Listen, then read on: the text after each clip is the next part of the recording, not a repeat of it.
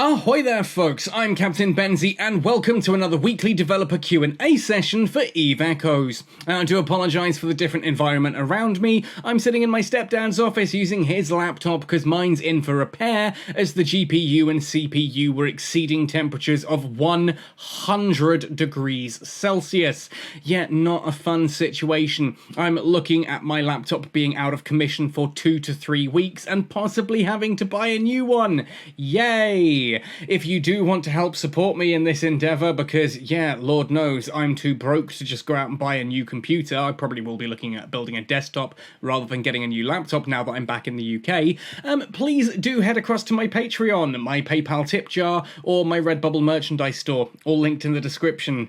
Would be a huge help, obviously, if you can. Awesome. If not, kind words of support. Always grateful in a time of need like this. Anyway, we have a developer Q&A. We were told we weren't getting one this weekend. I'd be getting it on Monday. Here we are on Saturday afternoon with a developer Q&A because heaven forbid that NetEase actually be somewhat reliable. We've got 4 questions asked by you, the community, answered by Exile this week, who is the top manner at the NetEase Eve Echoes team. So we'll see what he's going to answer and how ridiculous the questions are this time around. I do apologise for last week. I know I got a little bit over-enthusiastic. Some people didn't like the suggestion of walking out into traffic if you're that much of an idiot. I do apologise. I shouldn't be condoning suicide. Definitely, that's not, where I wanted to go with that one. I was just trying to be funny and kind of said the wrong thing. So hopefully you'll accept my apologies on that. And we'll try and rein it in just a little bit this week. We are closing in on FanFest as well. I'm very excited to be heading up to Iceland between the 20th and 24th of September. Apparently I'm going to be running some staff interviews and that with some press as well while I'm up there. That's pretty exciting. Nothing confirmed yet, but could be good fun. Anyway, Eve Echoes weekly developer Q&A for the week of the 8th to 14th of August. Question number 1. PvP being such a big part of the game, it'd be very nice to see an update on kill marks on ships and how they're displayed, and how many kill marks we really have as the marks are not accurate as displayed on my ship. What? Okay, so kill marks work in basically base 10. You get 1 kill mark for every ship you destroy, apparently including pods, or I think that's the most ridiculous thing ever. It makes them absolutely pointless and super easy to farm. Those go all the way up to 9. Once you get a 10th one, there's a row above that starts. When those go all the way up to 10, then it, resets in a line above. So essentially you can display up to 999 kill marks on a vessel. Now, in Eve Echoes, whenever you score a kill on anything, whether it is a pod or an enemy ship, you gain a kill mark, and that does count for every single ship of that hull. It's not just the ship that you've done the kills in. If you've got 5 different, say, Stabber Fleet issues, like your Vetamune, then if you score kills on ship number 1, then ship number 5 will also display the kill marks, as long as they are both Stabber Fleet issues or whatever. So I'd like to see actually a complete rework of the kill mark system, that things like pod kills don't count, and that it is ship-specific, not hull type specific. But hey, maybe that's just me. What does Exile say? Hi, thanks for the feedback. If you could contact the customer service and let us know which ship you're seeing this issue with, we'll definitely take a look and see what's going on. Yeah, fair enough, because thinking about this, the kill marks are not accurate. You only get a kill mark, I believe, if you are the final hit on the kill mail, not just if you took part on it, so that could be where you're thinking, why don't I have all the kill marks that I want? And some ships do display them a little unusually. That said, is this worth a developer Q&A question slot? I really don't think so. We have wasted an entire quarter of this week's DQA footprint just on a, can you please fix the kill marks on whatever ship I'm using, along with no details about it whatsoever. That's a customer support issue. Go sort it. Question number 2. Hi, can you please add immunity to warp bubbles for shuttle? Yes. The shuttle should be used for easy, fast, and above all safe travel. Perfect for newbies, and the boat would finally make some sense. Yes, this is how it should be. Shuttles should be immune to warp bubbles as a standard thing. Interceptors should not. Interceptors should have an activatable mode that lasts for, say, 10 seconds that allows them to be completely immune to bubbles for the duration. This gets rid of the concept of cargo interceptors being a thing for offline autopiloting, but if you still want to go from deepest, darkest nullsec to Jita, you just have to sit online and press the no bubble button once per jump. It's really not difficult, you just need to be logged in to do it. Then once you hit low sec, then you can suddenly log out of your phone and just let it do the rest of it. That, to me, would make sense. It gets rid of AFK cargo hauling, whilst still allowing you to do it if you're willing to be logged into the game. It makes interceptors a bit more interesting, and it gets rid of that just flat-out immunity. The immunity on shuttles makes sense because that is indeed the very point of shuttles. It's how they are in EVE Online, and I still don't understand why they're not that way in Echoes, because in Echoes it means they are absolutely useless. They are literally just pods, but with a 10 cubic meter cargo hold, which does very, very little. Make shuttles utterly immune to warp disruptors, to warp disruption bubbles. Yeah, I'd be all for that. I'd be all for that, and I think it should be taken away from interceptors and replaced with an activatable mode. And if you're going to cry and complain to me that, oh, but Benzie, I like being able to AFK autopilot. Yeah, so do I. It's fun. It's nice. But it doesn't help the game. And quite frankly, you should just be able to log in. Just log in and keep the phone open and just press the button once to jump. It's really not difficult. If you're not willing to put that much effort into the game, maybe this game isn't for you. If you're not willing to press one button every 30 seconds or however long, I don't know, that feels a little bit over-entitled to me. Anyway, what does XR say? We currently don't have any plans to add immunity to warp bubbles, but keep saying buttles. Warp bubbles for shuttles. Yeah, good point.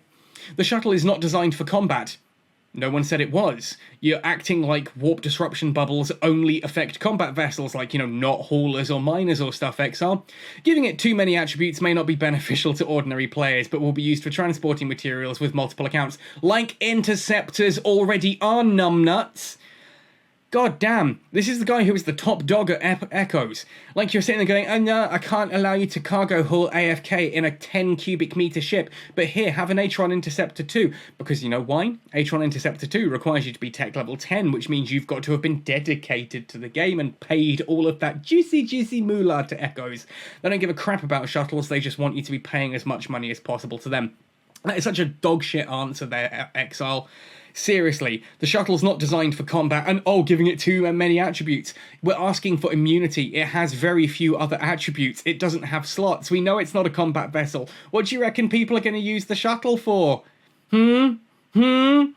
We're asking for the shuttle to make more sense and be something that is actually used, because right now, the second you reach tech level 7 and can fly interceptors, the shuttles have zero use anymore. Like, you would just fly an interceptor. Even if it's just naked, you would rather use an interceptor than you would a shuttle, because what's the point? But no, Netties, we're not going to do that. We're not going to add warp immunity to shuttles, although they really, really should, because it might mess with something. Goodness knows what, though. Exile, if you're watching this, seriously, just do that. Don't be a dumbass. Like, seriously, what is your complaint there? Giving it too many attributes, it's got no other attributes. It'll be used for transporting materials with multiple accounts. So are the interceptors. And question number 3 then, because good lord. Hi devs, is it possible to develop a module that allows the ability to see how many players are in the next system over, or scan a warp gate to show numbers? Many players use a scout account to do this for free, but as a mobile game it isn't always possible for your mobile player base, giving an unfair disadvantage. No, an unfair God damn. What is this question? What is that module? You just literally pop your head in. I play a scout. I am a scout player. That is the playstyle I enjoy in this game. I want to be flying things like probe explorers, asteros, these fast, nimble, cloaky ships. And you guys want to take away what little gameplay I have left. Exploration is already fucking awful, boring, and practically non-existent. And yes, I'm including the Cobalt Edge side of things because you know what? That's ridiculous. Oh god, no, I'm not going to go into that one in this video. Exploration is already in a dogshit state as it is. Scouting, because we now have Corporation Clash being thrust on us harder than something that thrusts very, very hard. I'll let you guys fill in the blanks on that one. Yeah.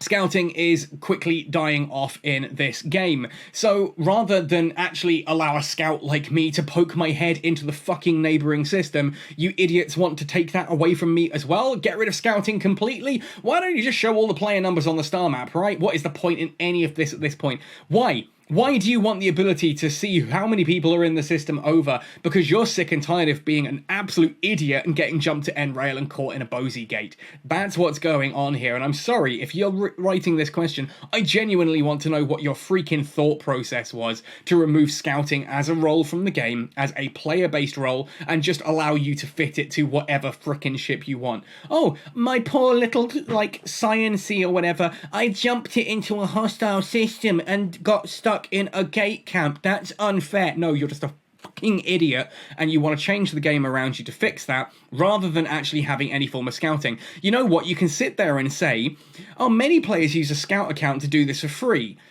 Yeah. There's nothing stopping you doing that. It's a mobile game. Yeah. So you just have an alt that you level up to Tech 7, or even Tech 5. You can just use a standard, not even Tech 5, Tech 3, standard probe with a standard cloak. You just jump it into the system. It's really not hard. Or better yet, in a massively multiplayer online game, you could maybe get some fucking friends and join a corporation rather than try and change the game to suit your solo-ass playstyle that, oh no, my poor carrier got destroyed because I'm too dumb to figure out how to play this game in a meaningful way. No, I'm angry at this. Yes, of course I'm angry at this. I am a scout and you are advocating taking away what little bit of playstyle I have left because you're too much of an absolute moron to figure out an actual gameplay way around it, so you want to add in a goddamn module to do it for you.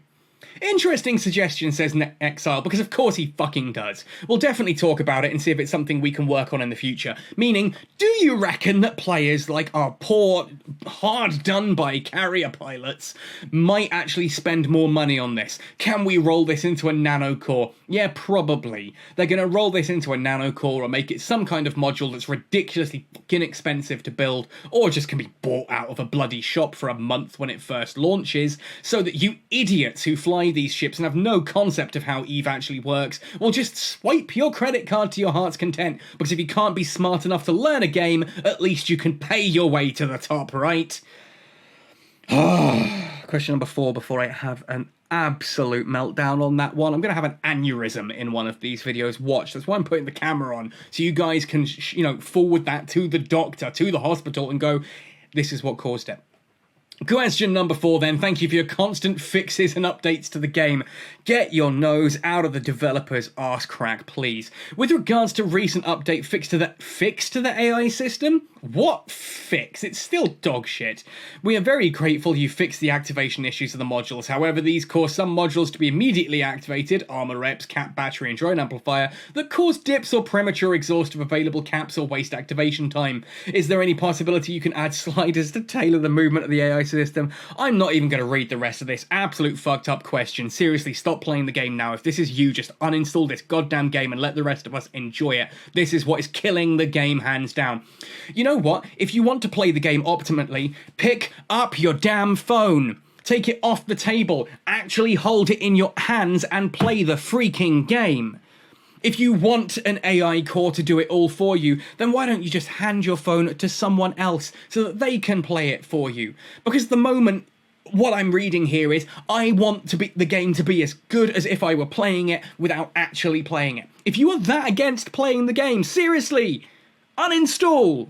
If you do not want to play this game, if playing this game, actually holding your goddamn phone in your hands is too much, if this is too much effort for you because you hate this game that much, you don't enjoy this game, uninstall, be happier with your life. Because this dogshit AI system that nobody asked for but got thrust on us, and now absolute mouth-breathing, keyboard-turning idiots are just piling onto, it's wrecking it for the rest of us, right? Rather than make a freaking meaningful game that is actually fun to play. No, they want you to swipe your credit card to get these dogshit systems because holding your phone in your hands to actually do this content is too much effort for some people. I don't get it. I don't get it. You want the game to play itself, and you want the ability for the game to play itself to be as good as if another player were actually playing it. That is what you're asking for here, right? I'm not misinterpreting this. That is what is being asked for here. Please, can you make the AI core as good as a freaking active player? No, there should be a downside for being AFK. I, as someone who wants to actually sit and hold the game in my hands and interact with it, should have better rewards than someone who just wants to literally log in, press a button, sit down, and go the fuck away and do whatever the hell else they want to do in their life. This is a video game. You should be rewarded for playing it, not just for starting it up and leaving it on your desk while you go and do something else. And quite frankly, if you want to go and do something else rather than play this game, does that not tell you something?